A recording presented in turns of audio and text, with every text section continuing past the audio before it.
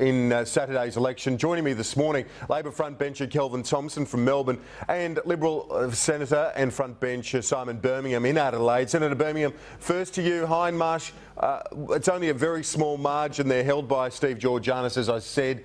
The coalition pretty confident you might nab that. Good morning, Kieran, Kelvin and viewers. Kieran, look, I am very hopeful in Hindmarsh. Matt Williams, our candidate there, who I've had the pleasure of knowing and being a mate with for some 20 years, is a great guy. He grew up in the local area.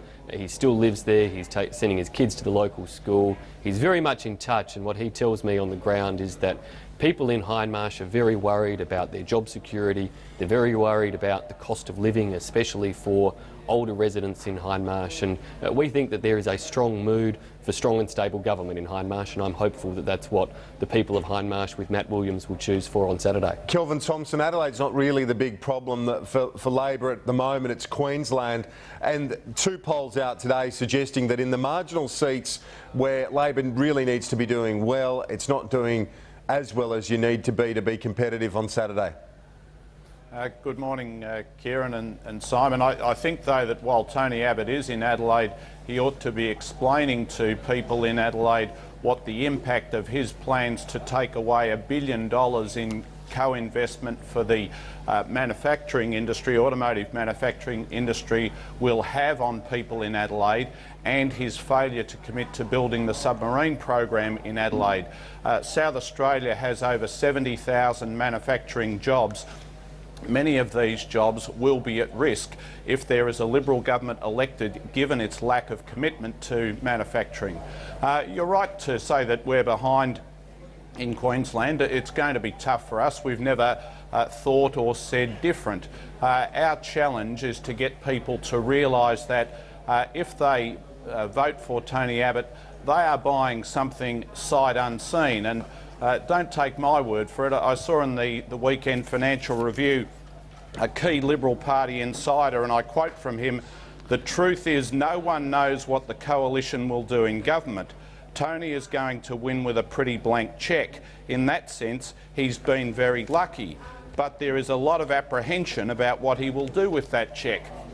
Now, exactly, there is a tens and tens of billions of dollars disconnect between what the Liberal opposition is proposing to spend and what it is saying they will collect in tax revenue.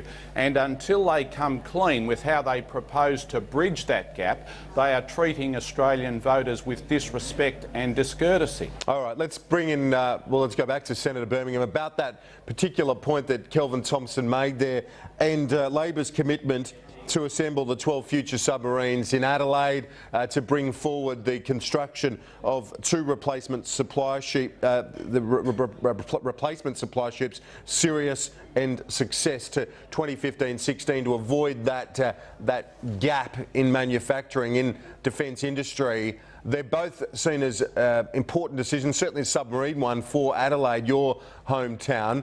Is that a vulnerability for the coalition in the closing days of the campaign? Well, no, Kieran, because we've made it very, very clear that we would expect submarines to be constructed in Adelaide. So it's just another Labor lie from Kelvin and the rest of the Labor Party to be claiming otherwise. Now, equally, Kelvin wants to talk about costings. Well, perhaps he could explain where the funds are coming from to build sooner the two supply ships that the Labor Party's promised, because the Labor Party haven't explained the funding around that any more than they've explained the funding of how Kevin Rudd plans to move the Garden Island naval base. So is it a guarantee from the coalition on the submarines? So I just want to clarify that. Is that a guarantee that they will be constructed in Adelaide? We've made it very clear submarines will be constructed in Adelaide. That's what we would expect. That's what will happen. I'm quite confident. We'll go through the proper white paper process. We'll actually make decisions. Let's not forget, Kevin Rudd was promising to build submarines in Adelaide way back in 2007. Here we are in 2013, and there has not been a cent spent on the actual construction of submarines. Okay, we'll get back to Kelvin Thomson in just a moment. I want to cross to Laura Jay's live there at that home in Kidman Park. Laura, covering a number of issues, carbon tax, the paid parental leave scheme as well. What else is on the agenda?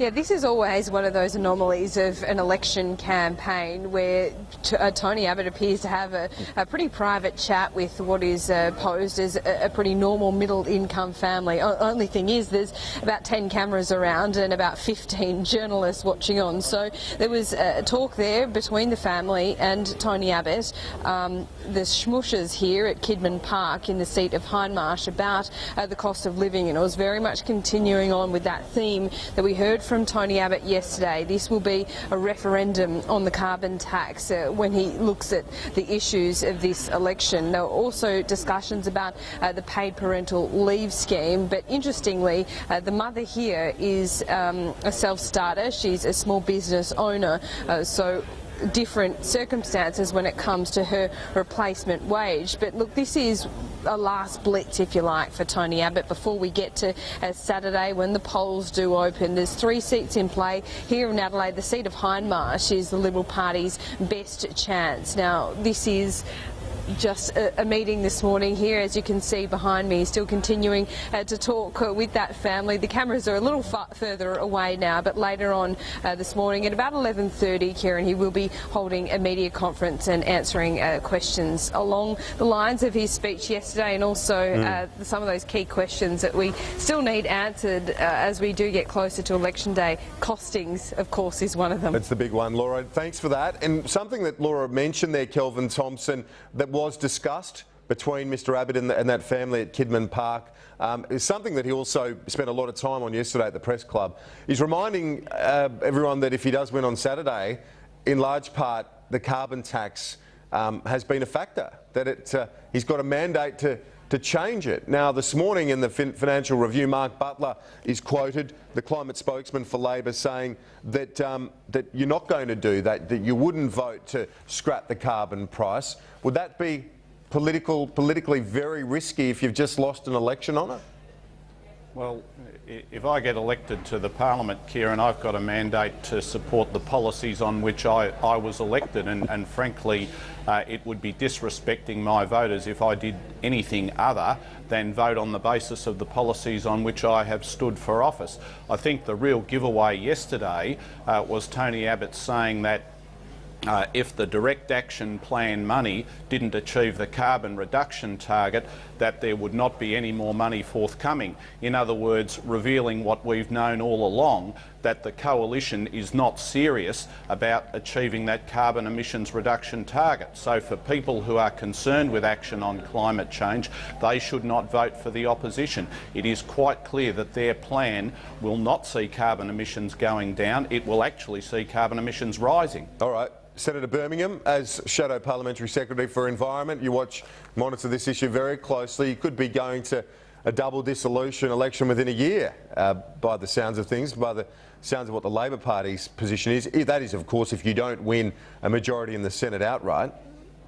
Well, Kieran, I certainly don't expect that we would. I don't think that's a mathematical possibility. But that aside, it just shows how little regard the Labor Party have for the views of the Australian people, that they are saying if there is a change of government on Saturday, they will still try to block the agenda of a new government. They will try to stop a new government from reducing cost of living pressures, from increasing. But what about Kelvin's argument that he's got a mandate as well? Carbon tax. What about his argument that he's been re-elected in his seat and the various other people that will be to carry out the agenda that they took to the Australian people? Let's of course see what happens on Saturday and what the actual result is, but it would be showing real disregard for the views of the overwhelming majority, I would hope, of Australians, if we are successful of winning, to say we're going to block the carbon tax repeal. The Coalition has campaigned long and hard through the entire life of this Parliament against the carbon tax.